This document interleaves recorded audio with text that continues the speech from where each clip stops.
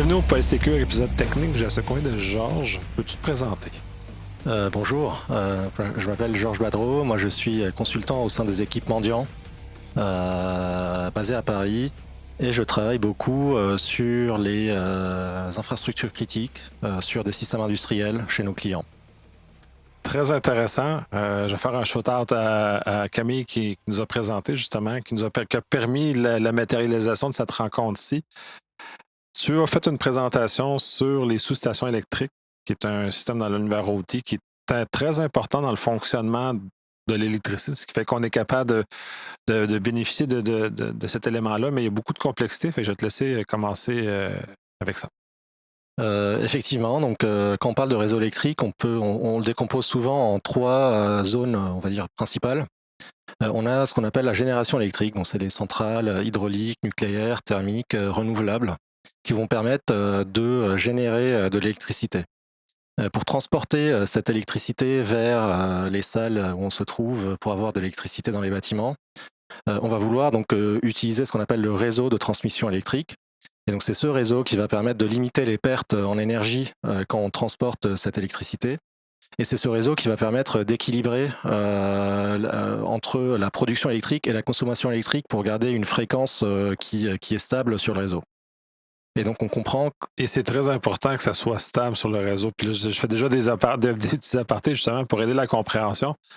Parce qu'un réseau électrique, c'est pas comme un réseau d'eau. C'est-à-dire que l'eau, on peut juste balancer de l'eau dedans puis ça va être correct. Un réseau électrique, il faut maintenir toujours cet équilibre-là entre ce qui est produit et ce qui est consommé. Puis sinon, on va abîmer le réseau en quelque sorte, là.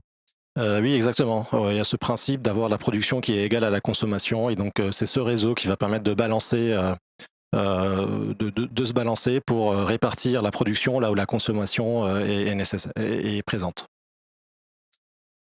Et donc, ce réseau de transmission, c'est un peu le nerf de la guerre quand on cherche à protéger, à sécuriser l'électricité au niveau de la distribution. Et donc ce réseau de transmission, il est composé notamment de plusieurs sous-stations électriques qui sont les nœuds névralgiques et qui permettent de centraliser et puis de répartir l'électricité là où c'est nécessaire. Visuellement, une sous-station, c'est des espèces de grands parcs avec des grosses. On en voit tous un peu partout. Dans les grands centres, on en voit plus, mais c'est toutes ces espèces de parcs avec clôturés et que l'électricité arrive, puis que tout se passe, puis ça fait un petit buzz. Physiquement, c'est ça que ça ressemble. C'est ça, donc on peut voir les pylônes souvent qui vont arriver à ce nœud. Et ce nœud, donc on va voir les transformateurs, on va voir peut-être les disjoncteurs qui permettent de couper ou de remettre le courant. Et donc c'est souvent une sous-station qu'on peut voir au bord d'une route ou à côté d'un champ. Voilà. Et donc au sein de ces sous-stations, on a plusieurs équipements physiques qui sont importants. J'ai parlé des transformateurs, j'ai parlé des disjoncteurs.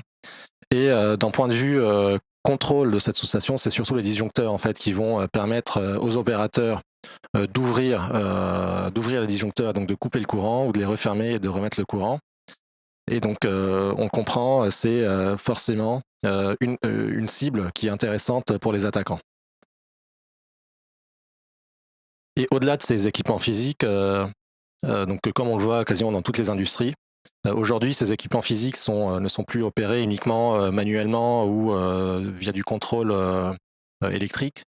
Aujourd'hui, on va avoir du contrôle numérique sur l'ensemble de ces équipements, on va avoir des IHM, des interfaces homme-machine sur des ordinateurs dans des sous-stations, on va avoir du contrôle à distance depuis des centres de contrôle. Et donc on va avoir des équipements informatiques qui vont permettre de faire tout ça. Et donc en exemple d'équipements informatiques, on retrouve ce qu'on appelle les RTU, les Remote Terminal Unit, qui sont le pont de communication entre le poste électrique lui-même, c'est une sorte de gateway entre le poste électrique, la sous-station électrique, et le centre de contrôle.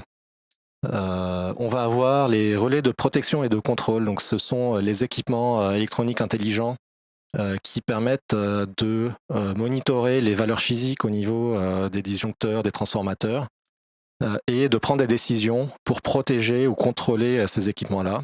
Donc par exemple, si on détecte un court-circuit, c'est cet équipement-là qui va permettre de le détecter et d'activer des mécanismes de protection automatiques pour protéger les équipements. On retrouve aussi les interfaces en machine, les postes d'ingénierie utilisés par les ingénieurs et les opérateurs au sein de la sous-station. C'est les espèces de consoles, de dashboards qui permettent d'agir sur le réseau de façon plus ou moins simple pour les opérateurs. Donc ils auraient un bouton pour ouvrir un disjoncteur ou le refermer plutôt que d'aller configurer quelque chose sur l'équipement lui-même. Et enfin, évidemment, on a tous les équipements réseau, les pare-feux, les routeurs, les commutateurs qui permettent d'interconnecter tous ces équipements entre eux.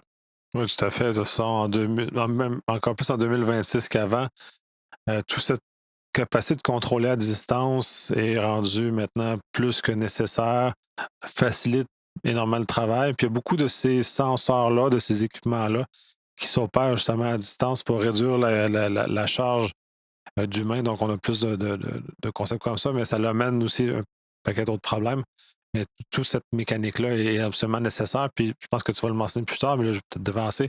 Il y a aussi une communication entre les sous-stations et les unités de production électrique, puisque, comme tu le mentionnais très bien, la distribution, c'est une chose, mais il faut toujours qu'il y ait un équilibre. Donc, il faut que si la charge augmente de consommation, il faut que la production soit conséquente, donc bien augmentée. Donc, un dialogue, si on veut, qui se fait aussi, là. Exactement, et là où dans le passé on aurait pu se reposer sur une sorte de air gap en fait de ces systèmes, de ces réseaux, d'isolement de ces réseaux, aujourd'hui ce n'est plus du tout le cas. On est sur des réseaux qui sont interconnectés avec un centre de contrôle, interconnectés avec des tiers et des partenaires, d'où la nécessité de les sécuriser. Et donc justement en termes d'architecture, souvent pour une entreprise qui opère un réseau électrique, on va avoir une architecture assez classique. On peut imaginer une sorte de Purdue modèle qui serait applicable en fait à ce réseau informatique avec donc Internet, les systèmes informatiques IT de l'entreprise. On a ensuite une DMZ qui permet de casser le trafic entre les systèmes IT et les systèmes industriels. Et donc après cette DMZ, c'est là où ce réseau OT serait décomposé en plusieurs niveaux. On peut avoir un premier niveau qui serait le centre de contrôle régional, national, ça dépend des cas, où on retrouverait les postes d'ingénierie régionaux, les IHM des opérateurs de ce centre. On peut retrouver des historians, des bases de données, des serveurs applicatifs, des serveurs SCADA. Et ensuite, c'est ce centre de contrôle lui-même qui serait interconnecté à l'ensemble des sous-stations qu'il contrôle à travers de connexions VPN par exemple. On peut être sur des réseaux MPLS, ça dépend des cas, ça dépend des entreprises. Et donc on a ces sous-stations qui sont connectées à ce centre de contrôle via ce réseau. Ces sous-stations, on n'est pas du tout sur une architecture qui est standard. Chaque sous-station est faite de manière différente. On peut avoir des sous-stations qui sont connectées à ce réseau que via un routeur. On peut en avoir d'autres qui sont connectées via un pare-feu. Ce pare-feu peut être connecté à Internet ou non. Ça dépend des cas, ça dépend des configurations. Comme tu l'as très bien mentionné aussi, on peut avoir certaines sous-stations connectées directement à des centrales de génération électrique. En général, c'est fait en profitant du fait que des câbles électriques sont déjà présents entre la centrale et la sous-station. Et donc, on utilise ce qu'on appelle le PLC, donc Power Line Communication, à ne pas confondre avec le PLC, le contrôleur programmable. Et donc, on utilise cette connexion physique qui existe déjà pour transmettre des paquets TCP/IP. Enfin, évidemment, on pense souvent, à juste raison, aux accès distants qu'on peut mettre en place en fait sur ce type de réseau OT. Accès distants qui peuvent soit être présents, soit pour faciliter la vie des opérateurs qui peuvent ainsi se connecter au réseau depuis leur lieu de vie. Ça peut aussi être des accès distants à la main de tiers pour faire de la maintenance à distance. Et donc, dans certains cas, on peut tomber sur ces VPN OT qui donnent accès à ce réseau, donc à ce réseau entre le centre de contrôle et les sous-stations à distance directement. Il y a une énorme multiplication des moyens de communication entre ces équipements-là, d'un univers très fermé, un peu comme tu mentionnais précédemment, où c'était isolé, il faisait peu. Maintenant, tous ces sous-stations-là sont branchées d'une façon ou d'une autre, que ce soit à travers Internet, que ce soit à travers un réseau privé, probablement même à travers des réseaux cellulaires ou d'autres moyens comme ça, qui permettent de contrôler, de surveiller constamment ces différentes sous-stations. Puis probablement que certaines sous-stations sont difficiles d'accès physique aussi, là, dans certaines zones plus rurales, ça doit être plus difficile, ou euh, plus loin pour justement aller faire des opérations qui pourraient être faites à distance. Exactement, ça permet de ne pas devoir attendre plusieurs heures le temps que la personne arrive à la sous-station. Et donc, il faut vivre avec cette situation qui présente un risque, et donc sécuriser ses accès et être certain que les détections qui sont mises en place sont fonctionnelles et permettent de détecter des comportements qui ne sont pas normaux sur ce SI. Euh, donc, on a présenté, j'ai parlé de l'architecture d'un point de vue un peu plus haut niveau. On peut aller un peu plus dans le détail de ce à quoi ressemble au final le réseau d'une sous-station. Donc souvent, on a une première zone réseau qui va contenir les IHM qui permettent aux opérateurs d'interagir avec les équipements physiques. C'est là où on va avoir le RTU qui fait cette passerelle entre ce niveau du réseau et le centre de contrôle un peu plus loin. Et donc ces équipements-là vont ensuite être connectés à ce qu'on appelle les relais de protection et de contrôle.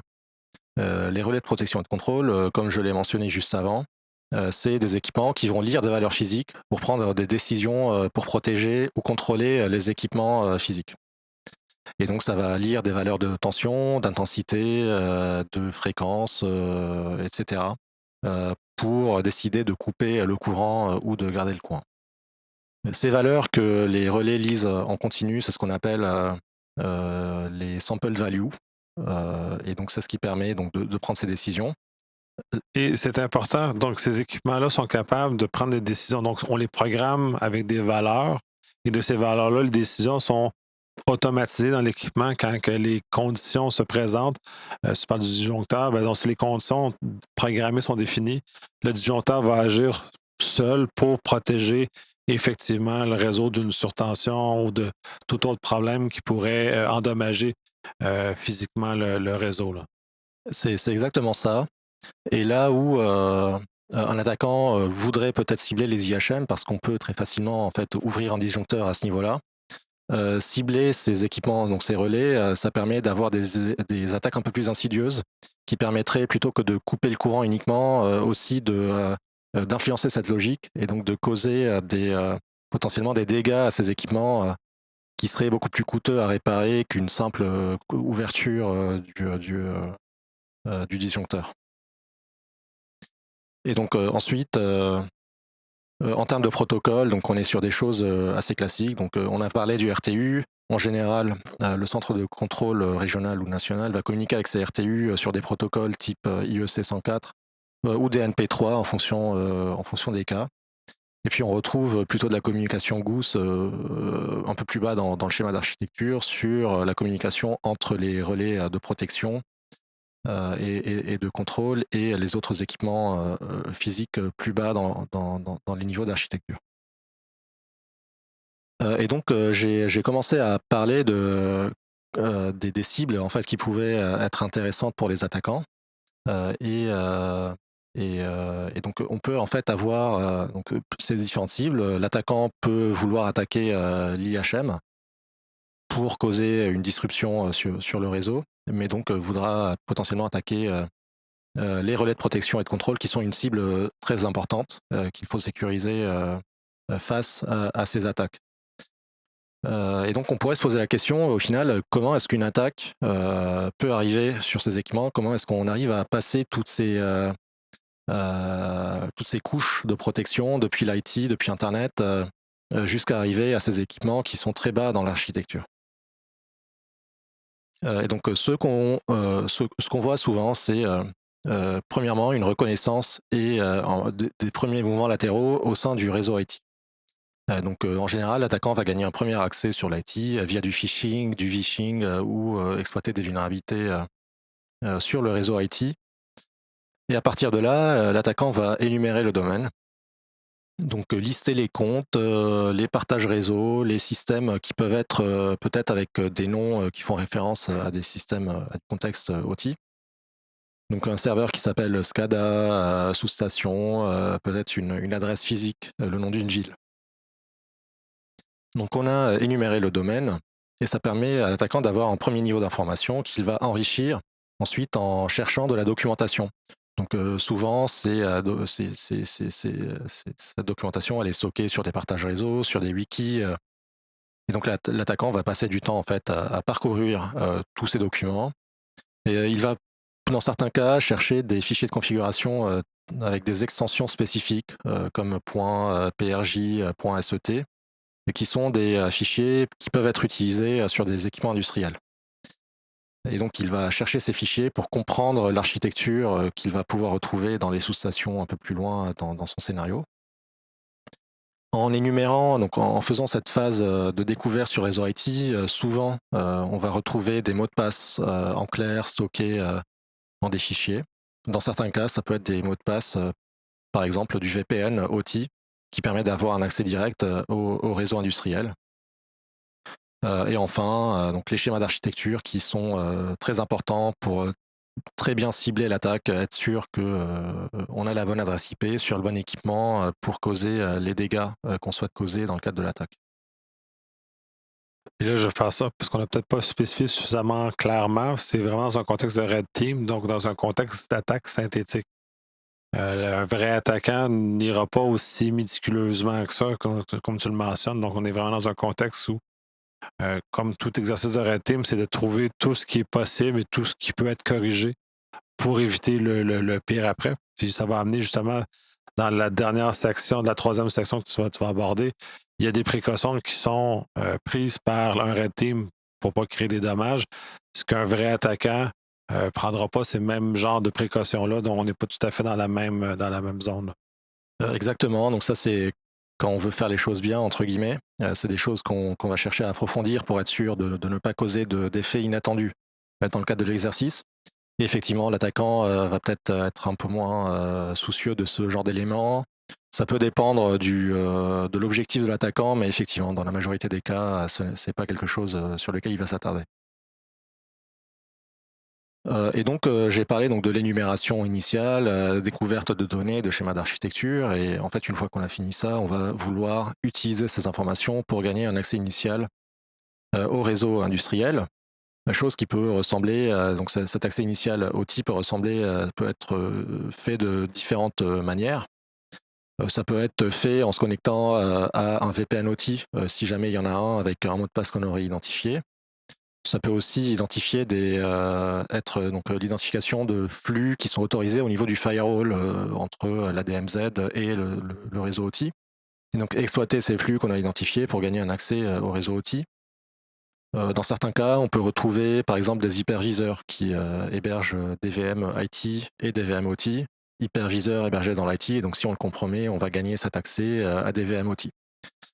Donc c'est du cas par cas, ça dépend de ce qu'on retrouve, et c'est là où souvent on est un peu opportuniste et on utilise ce à quoi on a accès. Et comme tu l'as très bien dit tout à l'heure, une fois qu'on a ce premier accès à l'OT, on va vouloir, on va certainement pas lancer un scan Nmap sur l'ensemble des ports des plages IP auxquelles on a accès. On va vouloir donc causer le moins de dommages, le moins d'impact possible sur ces équipements-là, surtout dans le cadre d'un red team. Et donc on va faire de la reconnaissance plus furtive. Alors déjà, on avait les schémas d'architecture, peut-être des inventaires des systèmes. Donc on a potentiellement déjà repéré quelques équipements, quelques adresses IP qui seront intéressantes. Mais si c'est possible, on aime bien aussi lancer une analyse passive du réseau. Donc si on a accès à un pare-feu ou un commutateur, lancer une écoute du réseau, du trafic qui passe sur cet équipement pour identifier le type de message, les protocoles utilisés, les adresses IP des équipements qui communiquent et aussi les adresses MAC des équipements qui communiquent sur ce réseau-là pour tenter d'associer le préfixe de cette adresse MAC à des vrais équipements physiques. Une fois qu'on est assez confiant dans le genre d'équipement qu'on a en face de nous, de leurs adresses IP, en fonction de l'équipement, on peut utiliser des logiciels en fait, qui sont utilisés par les opérateurs eux-mêmes, par les ingénieurs eux-mêmes, pour communiquer avec ces équipements. Donc ici, on n'a pas vraiment de risque parce que ce sont des logiciels légitimes utilisés dans le cadre des opérations normales et donc qui peuvent être utilisés aussi dans le cadre de notre Red Team. Et enfin, on a des scripts spécialisés aussi qui permettent de communiquer sur des protocoles type Modbus, DNP3, etc. Et donc si on retrouve ce genre de protocole sur le réseau, on peut utiliser ces scripts-là pour communiquer avec les équipements qui comprennent ces protocoles. Une fois qu'on a réussi à communiquer avec ces équipements, on va chercher donc, à identifier leurs failles et à commencer à les exploiter. Et donc c'est là où on peut commencer à exploiter ces vulnérabilités. Donc souvent, ce qu'on voit d'ailleurs, c'est que c'est des vulnérabilités basiques. On est sur des mots de passe par défaut, sur une interface web. Donc souvent, les équipements vont avoir une interface web pour la configuration. Donc configurer des adresses IP, d'écoute d'interface ou ce genre de choses. Et donc on va avoir des mots de passe par défaut sur ces interfaces-là. De même pour des interfaces SSH, Telnet, où souvent, malheureusement, on tombe encore sur des mots de passe par défaut. Et donc, exploiter ces vulnérabilités permet de gagner un premier accès aux équipements vulnérables. Ce qu'on voit aussi souvent, c'est que une fois qu'on débriefe en fait avec le client, avec les équipes, c'est que certaines de ces fonctionnalités sont cachées ou en tout cas sont inconnues par les équipes. Et donc parfois ça peut être en fait une fonctionnalité qui est utilisée par le fournisseur du matériel pour pouvoir configurer le matériel en cas de problème. Mais donc on n'est pas du tout sur des interfaces qui sont nécessaires à l'opération et donc on peut s'imaginer que pour sécuriser ces équipements, on peut bloquer l'accès à ces interfaces. Bien sûr, on doit changer les mots de passe par défaut. Et donc, mais en fait, faire cet exercice, ça permet aux équipes de se rendre compte aussi de ces interfaces-là, de ces mots de passe par défaut dont ils n'avaient aucune connaissance parce qu'ils ne les utilisaient pas. Et donc, on est déjà sur quelque chose qu'on peut apporter aux clients à ce niveau-là. Une fois qu'on a gagné accès, on va dire, à un premier niveau d'équipement, donc souvent ça va être une IHM ou un commutateur. Souvent, donc, comme on le disait tout à l'heure, on va chercher à aller un peu plus loin dans le scénario. On a quand même envie d'accéder au relais de protection et de contrôle. Et donc, c'est à partir de l'IHM. Typiquement, on peut essayer de comprendre les valeurs qui sont affichées à ce niveau-là, les schémas, les diagrammes qui sont affichés au niveau de l'IHM, pour repérer d'autres équipements qu'on n'aurait peut-être pas encore vus dans le cadre de l'écoute passive ou qu'on n'aurait pas vu dans les schémas qu'on a identifiés précédemment. Et donc en faisant cette analyse, après avoir gagné ce premier niveau d'accès, ça permet de continuer le scénario d'attaque et de pouvoir cibler de façon très chirurgicale les équipements qui nous intéressent. Et donc ça, c'est l'approche de Red Team qu'on déploie en général et en particulier sur les réseaux électriques qu'on cible pour nos clients. Et les précautions qu'on doit mettre en œuvre pour être sûr de ne pas impacter négativement ces équipements-là. Et donc, ce que j'ai trouvé intéressant, c'est aussi de parler globalement des TTP, d'une compromission réelle. Et donc là, je vais parler de comment de comment l'attaque qu'il y a eu en Ukraine en 2015 se traduit aussi.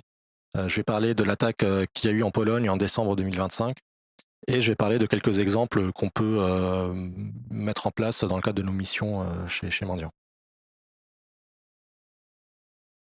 Et donc pour commencer avec l'Ukraine en 2015, au final on se rend compte que le scénario a commencé sur l'IT, donc on est sur une attaque IT à l'origine, avec un premier phishing qui a ciblé des utilisateurs côté IT.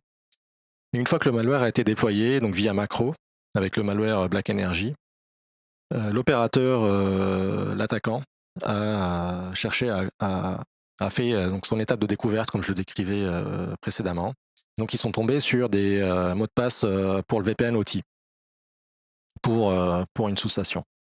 Une fois ces mots de passe récupérés, ils sont connectés au VPN. Et depuis cet accès VPN, donc ils avaient accès aux IHM, au RTU et au switch Moxa qui permettent de typiquement de faire de la conversion entre des valeurs entre du réseau TCP/IP et d'autres et d'autres accès série. Une fois qu'ils sont en fait authentifiés donc sur ces IHM et ces RTU et Moxa, ils ont cherché à se latéraliser un peu, mais sans grand succès. Et au final, ce qu'ils ont fait, c'est que ils ont utilisé l'IHM pour actionner le disjoncteur, donc pour l'ouvrir, couper le courant. Et pour empêcher les opérateurs de reprendre la main sur les systèmes, ils ont déployé un firmware corrompu et sur les RTU, donc pour empêcher le centre de contrôle régional de prendre la main. Et ensuite, ils ont aussi changé le firmware sur les switches Moxa, ce qui a empêché aussi la prise en main locale sur certains des équipements. Et donc on est sur une attaque au final assez destructive qui a cherché uniquement à couper le courant sur une partie de l'Ukraine. On peut comparer ça à l'attaque qu'on a eue en Pologne en décembre 2025, qui était assez différente par le fait qu'elle n'a ciblé que l'OTI. Donc l'attaquant n'a pas du tout cherché, en tout cas au premier abord de ce qu'on en sait, à cibler des systèmes IT des opérateurs du réseau. Et ils ont exploité uniquement des vulnérabilités qui étaient présentes sur les pare-feux au niveau des sous-stations. Donc le pare-feu de la sous-station, qui se trouve, pour certaines, avait un accès à Internet. Et il se trouve que ces pare-feux n'étaient pas patchés, donc il y avait une vulnérabilité à une CVE qui était connue et qui est restée sur ces pare-feux pendant plusieurs semaines. Et donc l'attaquant a pu exploiter cette vulnérabilité pour gagner cet accès au pare-feu. À partir de cet accès, en fait, l'attaquant avait la vue sur les réseaux de la sous-station et a pu très facilement en fait s'étendre là où il pouvait via cet accès qui est quand même très privilégié d'un point de vue réseau, comme c'est le pare-feu qui gère normalement le filtrage. Et donc on voit que l'attaquant a ciblé plusieurs équipements, donc il a ciblé les RTU, mais aussi les relais de protection et de contrôle, les IHM, et encore une fois les convertisseurs série Ethernet. Et en termes de vulnérabilité en fait, qui lui a permis de cibler ses équipements, encore une fois, malheureusement, on est sur des choses très basiques. Donc, compte par défaut sur les RTU, sur les équipements, le relais de contrôle et de protection, et sur les interfaces HTTP qu'il a pu voir sur le réseau. Ce qui est intéressant, c'est qu'une fois qu'il avait eu la main sur les RTU et les IHM, il a lancé quand même quelques scans réseau en local sur le réseau de la sous-station, pour essayer de découvrir d'autres équipements qu'il n'aurait pas encore ciblés. Enfin, pour finir son attaque, donc l'attaquant a encore une fois uploadé un firmware qui était corrompu sur les RTU via un accès HTTP au RTU. Il a également, pour d'autres relais, supprimé les fichiers du système de fichiers, ce qui a causé les relais de protection donc ils ont redémarré et donc n'étaient plus opérants, comme après le redémarrage, ils n'avaient plus les fichiers qui étaient nécessaires. Puis il a changé par exemple la configuration des Moxa pour les mettre en écoute par exemple sur l'adresse locale, pour changer leur adresse IP à une adresse locale, et donc ils n'étaient plus joignables sur le réseau. Et enfin, on a vu aussi qu'ils ont déployé des wipers sur les IHM, et donc les IHM du contrôle local n'étaient plus fonctionnels. Donc au final, on est sur des techniques qui se ressemblent un peu, donc on est sur de l'exploitation de mots de passe par défaut, mais un accès initial qui n'est pas du tout le même, donc on est sur exploitation d'une CVE d'un firewall exposé sur Internet pour gagner cet accès initial. Ce qui est intéressant dans ce que tu mentionnes, sur les deux exemples que tu as cités, que l'Ukraine est quand même assez vieux là, à ce stade-ci, ça fait quand même plus qu'une dizaine d'années. On revient toujours des vieux problèmes TI qu'on avait il y a longtemps, qu'on a résolus, qui clairement, du côté outil, ne sont pas encore résolus, n'est encore dans le réel. Donc, autant l'entrée dans le réseau, elle est plus complexe, parce que les réseaux IT sont rendus plus robustes. Et dès qu'on tombe de l'autre côté, on revient comme les réseaux étaient il y a déjà très longtemps, nos IT. Peu de contrôle, peu de mots de passe, peu de mise en œuvre. Et puis moi, ça, c'est ma déduction par rapport à ça. C'est pas nécessairement mon domaine, mais ces systèmes-là sont vieux aussi, beaucoup.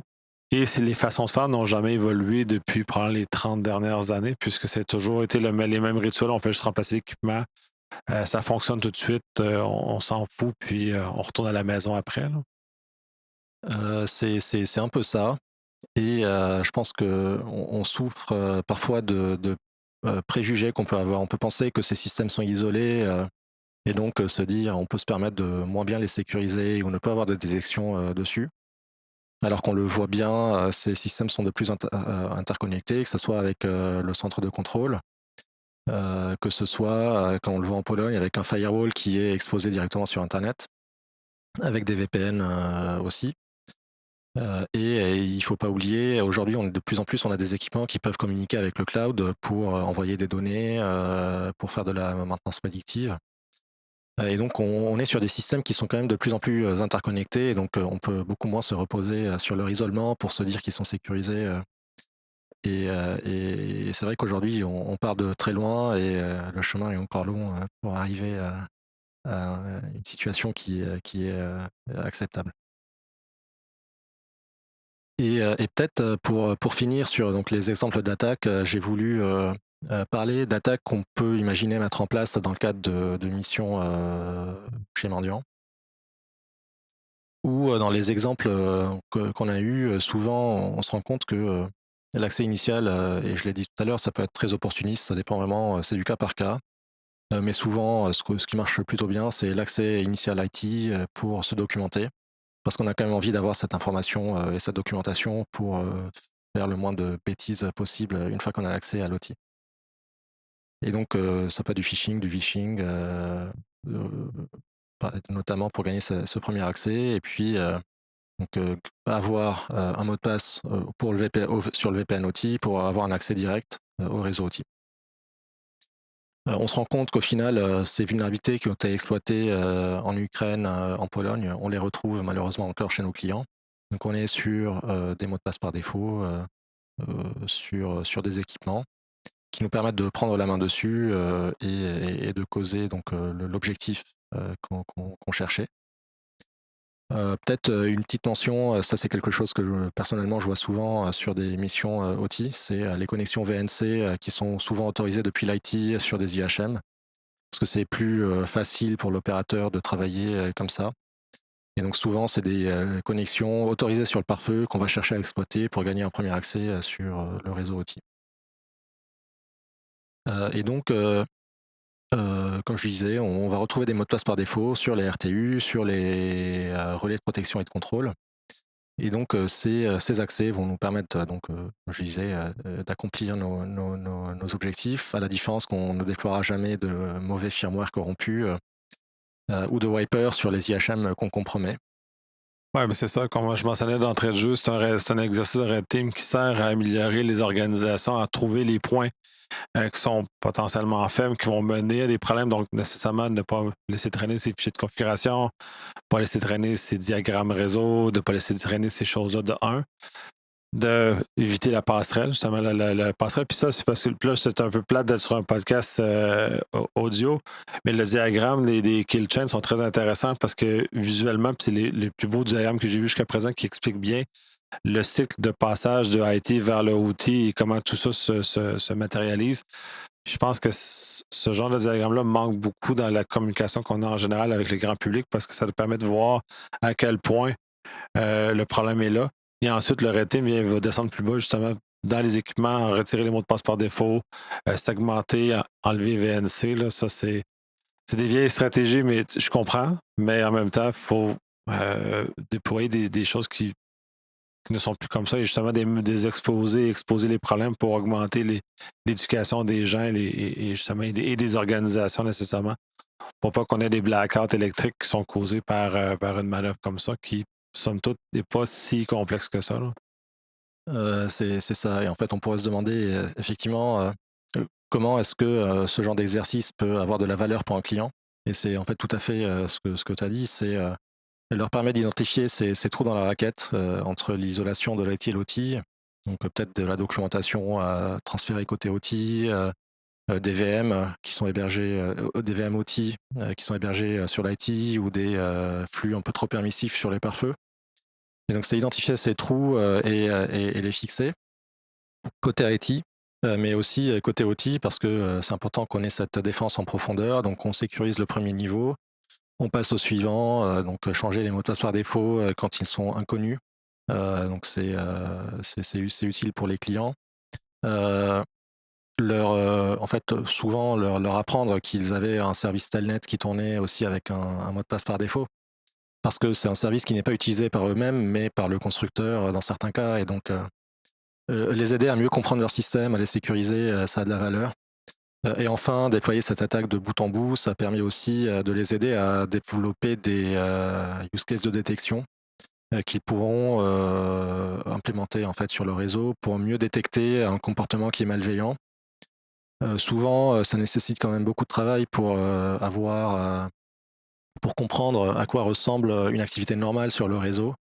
Et une fois qu'ils ont fait ce travail, de documentation de ce que c'est, que cette activité normale, ils peuvent, commencer à détecter des détections, sur tout comportement anormal ou sur tout comportement, qui chercherait à répliquer les TTP qu'on a déployés dans le cadre de l'attaque. Ouais, puis il faut aussi comprendre que c'est des réseaux qui sont, du côté OT, assez simples, assez prévisibles aussi également. Donc, c'est assez facile, plus qu'un réseau utilisateur où l'utilisateur moyen est difficile à prévoir sur ses comportements. Le OT est beaucoup plus facile à prévoir sur ses comportements puisqu'il agit dans des paramètres très définis, très restreints. Donc, c'est beaucoup plus facile avec un baseline, comme tu le mentionnes, qui ensuite, toute déviation du baseline est facile à détecter pour repérer un potentiel problème. Effectivement, on peut raisonner comme ça. Typiquement, déployer un firmware, sur une machine, ça devrait être fait depuis un poste d'ingénierie, qui est connu, sur des horaires de travail connus et donc, avoir ce même firmware qui serait déployé depuis, peut-être, un RTU ou peut-être depuis un autre point réseau, ça peut, prêter à question.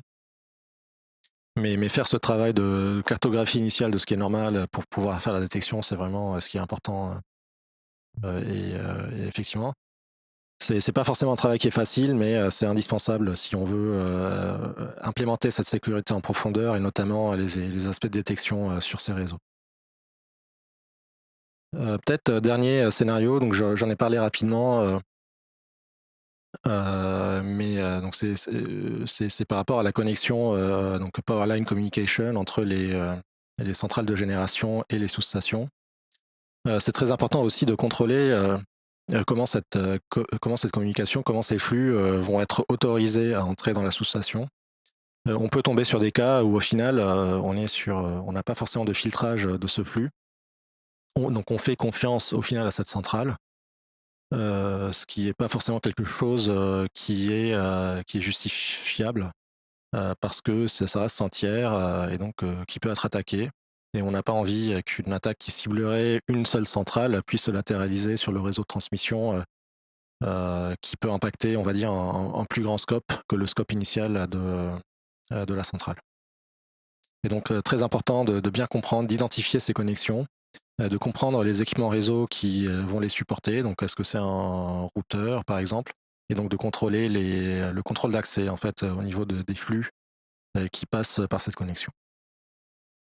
Peut-être, pour continuer, donc, sur les types de vecteurs d'attaque qu'on peut, déployer. Donc, j'avais mentionné, aller sur l'IHM, cliquer sur un bouton et donc ouvrir, au final le disjoncteur ou le refermer pour perturber le réseau. On peut imaginer des attaques un peu plus, avancées, où on ciblerait directement, la logique, qui est déployée par les contrôleurs de protection, par les relais de protection, pour protéger les équipements physiques. Donc souvent, on est sur des logiques, qui sont, de la détection, de tension anormale, d'intensité anormale, donc pour activer, déclencher le disjoncteur. Mais on a aussi d'autres éléments, sur lesquels on peut agir, typiquement, agir sur la lumière LED qui est affichée par le relais, et donc faire croire qu'elle est allumée alors que ce n'est pas le cas, et donc donner une mauvaise information à l'opérateur, et donc potentiellement causer un problème à cause de ça. On peut bien sûr donc impacter la logique de déclenchement du disjoncteur, comme je le mentionnais. Voilà, on peut aussi impacter d'autres paramètres qui font que, par exemple, quand un arbre tombe sur une ligne électrique, ça va perturber en fait les valeurs qui sont lues par le relais, et donc il va vouloir ouvrir le disjoncteur. Il y a un autre paramètre qui va permettre de contrôler ça et se dire en quelques millisecondes, on va vouloir essayer de refermer le disjoncteur et voir ce qui se passe. Donc ça, c'est une logique qui est spécifique, et on peut se dire au final on va l'impacter elle-même. Et donc si on arrive dans un cas où un arbre tombe sur la ligne électrique, en fait le disjoncteur va s'ouvrir et ne se refermera plus, et donc on aura cette coupure de courant qui aurait pu être prévenue, mais au final qui arrive, et donc on perd quelques minutes le temps que l'opérateur remette en marche, referme le disjoncteur. Et donc on est sur une attaque qui est un peu plus sournoise, qui est moins évidente qu'un attaquant qui accède à l'IHM et qui ouvre le disjoncteur. Ouais, c'est ça, le changement des valeurs ou la logique interne du fonctionnement du disjoncteur est justement plus difficile à repérer, puisque ces valeurs-là ont été raffinées avec le temps. Il s'agit juste de le modifier légèrement et on va avoir un comportement qui peut être complètement différent et qui va être apparent que dans des conditions spécifiques. Là, tu nommais notamment un arbre qui tombe sur les fils, est une condition spécifique qui n'est pas très régulière, parce qu'en général. Donc, de ce moment-là, cette condition-là, elle est soulevée que dans un moment très précis. Et si la condition qui est justement programmée par l'attaquant s'invoque à ce moment-là, mais elle va être très difficile à repérer en amont, autant pendant l'incident ou pendant qu'on trouve pourquoi le disjoncteur ne réagit pas comme il devrait. Alors, on se retrouve dans une situation peut-être plus complexe à gérer, puis plus, comme tu dis, sournoise, parce que c'est des événements rares qui vont susciter des actions spécifiques. Exactement, et donc après on peut imaginer une investigation qui prendra du temps quand même pour que les ingénieurs remontent à l'équipement qui a fauté et comprennent quelle valeur exactement, quelle logique a été changée. C'est quelque chose qui peut prendre des heures, voire des journées, et donc et qui peut potentiellement passer sous le radar d'une revue, surtout si on n'a pas de journaux en fait de modification. Et donc c'est quelque chose une fois qu'on comprend, qu'on l'identifie, on peut se dire en fait changer ces logiques, c'est peut-être quelque chose qu'on a envie de journaliser et de centraliser quelque part pour avoir une trace de toute modification éventuelle dessus. Et donc j'ai parlé beaucoup au final, comment est-ce qu'un attaquant pourrait cibler ce réseau électrique, les sous-stations. On va peut-être finir sur une note un peu plus positive, c'est qu'il y a quand même des choses à mettre en place, il y a des mécanismes de défense qui permettent aux entreprises de mieux répondre, on va dire, à ces menaces. Au final, si on regarde les TTP des attaquants, on se rend compte que on est quand même beaucoup sur des mots de passe par défaut qui sont déployés sur les équipements. Donc faire l'inventaire des interfaces qu'on connaît, et peut-être creuser un peu plus la documentation pour identifier des interfaces qu'on ne connaît pas sur les équipements. Ça permet de contrôler si on a un mot de passe par défaut sur ces interfaces-là. Et donc en modifiant ces mots de passe, ça permet déjà de bloquer l'attaquant à un premier niveau. On peut aller un peu plus loin et se dire on a changé ce mot de passe par défaut, on n'est plus censé l'utiliser. Et donc si à un moment ce mot de passe par défaut a été utilisé sur ces équipements, c'est quand même très louche. Et ça peut être un indicateur qu'un attaquant en fait est en train d'essayer d'exploiter ces systèmes, et donc lever une alerte à ce moment-là. Et ça illustre un peu comment connaître les systèmes et comprendre ce qui est normal et ce qui n'est pas. Ça permet d'avoir un avantage au niveau des défenseurs pour détecter les attaquants. Peut-être un deuxième axe, c'est aussi la mise à jour. Alors évidemment, ce n'est pas la mise à jour sur n'importe quel équipement. mais sur les équipements qu'ils supportent, et puis après test pour être sûr que les mises à jour n'ont pas causé de problèmes sur le système. Mais c'est encore plus important pour les systèmes qui sont exposés à internet. Donc si on a un VPN qui est sur internet, ou un pare-feu qui est exposé à internet, c'est quand même des systèmes qui seront exposés aux attaquants, et donc c'est critique de pouvoir mettre à jour ces systèmes pour être sûr qu'on n'a pas de CVE qui serait exploitable pendant plusieurs semaines, comme on a eu le cas en Pologne il y a quelques mois. On peut aussi avoir des choses sur lesquelles on agit au niveau du réseau des protocoles. Donc se dire qu'un accès en SSH ou à une console HTTP d'administration, c'est quelque chose qui ne devrait être fait que depuis des points très spécifiques dans le réseau, et donc bloquer tous ces autres accès depuis d'autres points. Donc ça permet de se dire, si l'attaquant veut accéder à ces services-là, il va devoir, ou elle va devoir compromettre un poste d'ingénierie qu'on peut défendre un peu plus que d'autres points du réseau plus difficiles à sécuriser. Et peut-être en dernière chose que je vais mentionner, et qui est très importante en fait, c'est la visibilité sur les réseaux industriels à tous les niveaux, que ce soit le centre de commande. Souvent, on peut penser que c'est suffisant, mais mon opinion, c'est qu'il faut aller beaucoup plus loin. Il faut aller dans la sous-station, dans la zone de contrôle de la sous-station, dans les zones où sont hébergés les relais de protection et de contrôle. Avoir de la visibilité réseau sur ce qui se passe à ce niveau-là, mais aussi avoir une visibilité sur les événements qui sont générés par ces équipements. Et typiquement, une modification de logique sur les paramètres du relais de protection, ça peut être un événement qu'on journalise quelque part et sur lequel on fait de la détection. Et on se dit, c'est des logiques aussi qui ne devraient pas changer tous les 4 matins non plus. Et donc, si on voit cette modification, on peut prendre 2 minutes pour appeler l'ingénieur et vérifier que c'est quelque chose qui est normal. Ouais, ben c'est un peu d'injecter dans le monde des outils ce que la culture qui s'est construite depuis les 30 dernières années. En TI, justement, on a commencé à acquérir l'expérience, à acquérir les façons de faire pour détecter les anomalies, tout ça. Donc, les outils pourraient bénéficier de cette expérience-là. Et ces outils-là, peut-être pas utiliser les mêmes, mais des outils similaires qui pourraient justement attraper. C'est pas la majorité des problèmes que tu as relatés, justement, le petit récapitulatif positif, puis les choses à faire correctement à la fin, justement, est très utile pour nous aider à aller plus loin, là.